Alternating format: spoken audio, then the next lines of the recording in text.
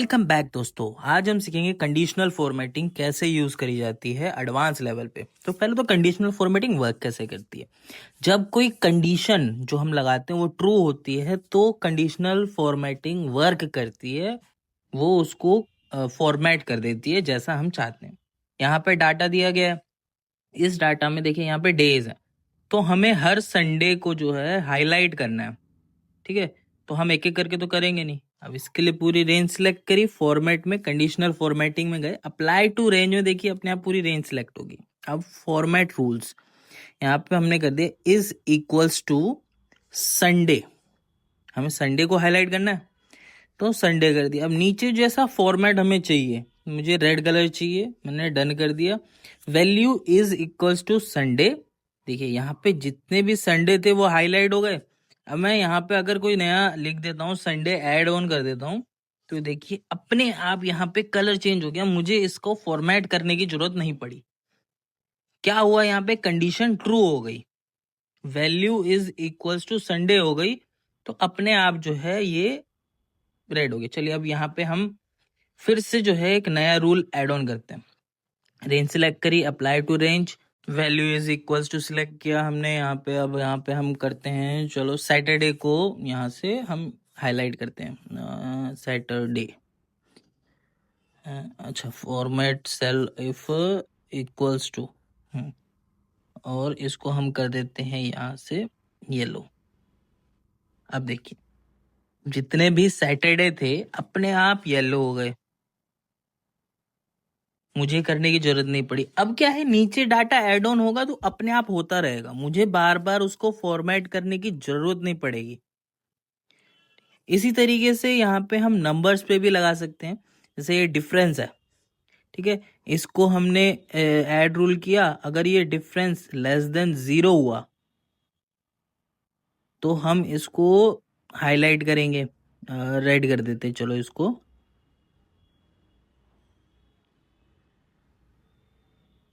Perfect.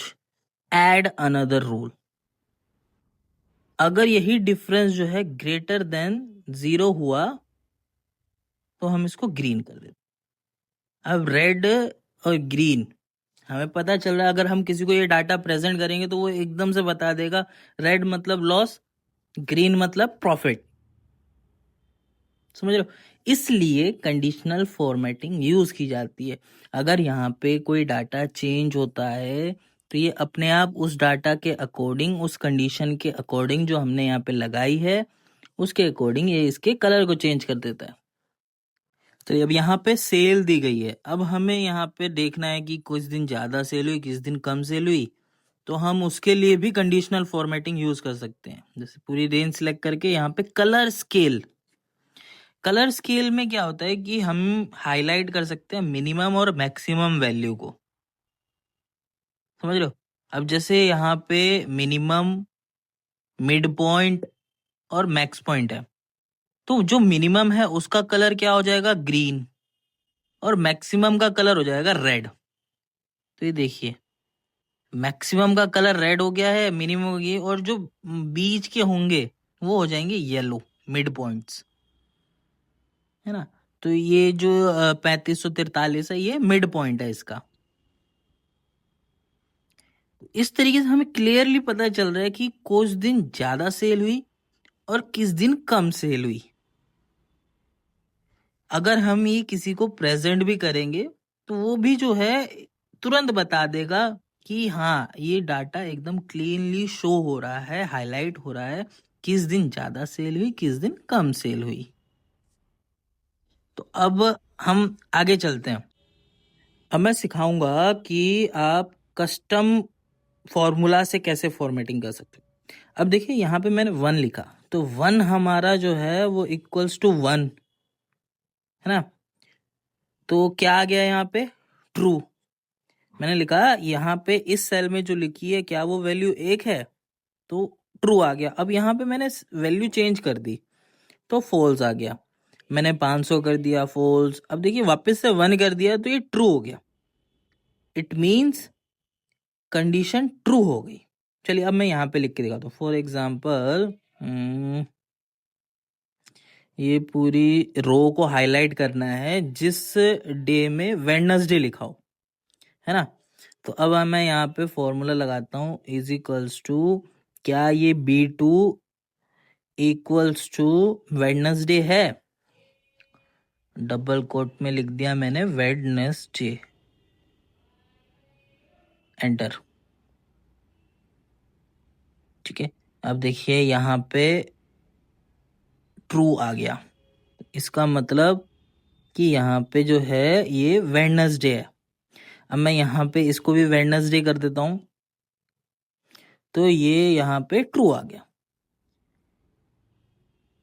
अब हम इसी की मदद से custom conditional formatting, custom formula से कैसे कर सकते, देखिए पूरी रेंज को सिलेक्ट किया, ठीक है, फॉर्मेट पे गए, कंडीशनल फॉर्मेटिंग पे गए, ऐड रूल पे क्लिक किया, और यहाँ पे जो फॉर्मेट सेल है वहां पे हम लिख दे कस्टम फॉर्मूला इज, वही जो उस जी वाले सेल के अंदर मैंने लिखा था, जी कॉलम के अंदर, वही मैंने एज इट इज यहाँ डाल दिया। और इसका कलर कर देता हूँ मैं थोड़ा लाइट ब्लू कर देता हूँ। ये देखिए यहाँ पे मैंने कस्टम फॉर्मूला लिखा है।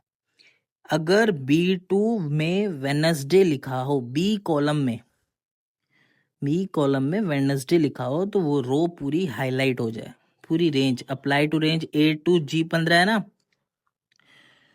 तो बी के आगे मैंने डॉलर का साइन लगाया, मतलब बी कॉलम हो गया, तो वो A2 से लेके G15 तक सभी रोज को हाईलाइट करेगा जहां पे बी कॉलम में वेडनेसडे लिखा होगा। अब देखिए यहाँ पे क्या है ना, ये दो सेल पे जो है वो हाईलाइट नहीं हुआ, दो कॉलम्स में, तो हम इसको ऊपर करेंगे। ऊपर करते देखिए कलर स्केल नीचे आ गया, उसके ऊपर ब्लू कलर हो गया। अब हम इसके भी ऊपर चले जाएंगे तो देखिए ये पूरी रो पे आ गया। इस तरीके से हमें जोन सी कलर को, जोन से फॉर्मेटिंग को दिखाना है मेनली, वो हम यहाँ पे ड्रैग करके ऊपर नीचे लगा सकते हैं। यहाँ पे हमारे पास टास्क दिया गया है, ठीक है। अब ये जिस यूजर का टास्क है उसको हाईलाइट करके देना है। क्या हाईलाइट करना है, अर्जेंट प्रायोरिटीज रोज को, ताकि जिस यूजर का ये टास्क है उसको पता चले कि हाँ ये काम जो है, ये वर्क जो है, ये टास्क जो है, ये अर्जेंट प्रायोरिटी में करना है। तो हम इसको फॉर्मेट कैसे करेंगे, पूरी रेंज सेलेक्ट करी, फॉर्मेट पे गए, कंडीशनल फॉर्मेटिंग पे गए। अब यहाँ पे हम कस्टम फॉर्मूला यूज करेंगे। कस्टम फॉर्मूला में लिखेंगे is equal to $D2 equals to urgent, double quote के अंदर हम अर्जेंट लिखेंगे क्योंकि अर्जेंट टेक्स्ट है। अब हाँ, डी से पहले डॉलर क्यों लगाया, ताकि वो जो फॉर्मूला है वो डी के अंदर ही चेक करे, डी कॉलम के अंदर, वो सी में ना देखे, बी में ना देखे, ए में ना देखे। अब देखिए ये हाईलाइट हो गया, तो हमें तुरंत पता चल जाएगा कि कौन सा वर्क अर्जेंट है। ठीक है, अब इसको ग्रीन कर दिया मैंने, ये काम हो गया। अब हमारा सेकेंड काम है कि अगर टास्क कंप्लीट हो जाए तो उस रो को वो काट दे, स्ट्राइक थ्रू। हाँ, जैसे ये टास्क कंप्लीट हो गया तो अभी कुछ इसमें चेंजेस हुआ नहीं, तो पता नहीं चल रहा, सिर्फ एक टिक लग रहा है। तो हम टिक कर रहे हैं तो देखिए यहाँ पे फॉल्स और ट्रू हो रहा है, तो ये हमारे लिए बहुत ही बेनिफिट है। हम इससे पता कर सकते हैं ये टास्क कंप्लीट हो गया। तो पूरी रेंज सिलेक्ट करी, ऐड रूल किया। अब यहाँ पे हम लिख देते हैं conditional formatting custom formula is equal to C2 equals to true. ठीक है, इसमें डबल कोड लिखने की जरूरत नहीं है क्योंकि ये ट्रू और फॉल्स है।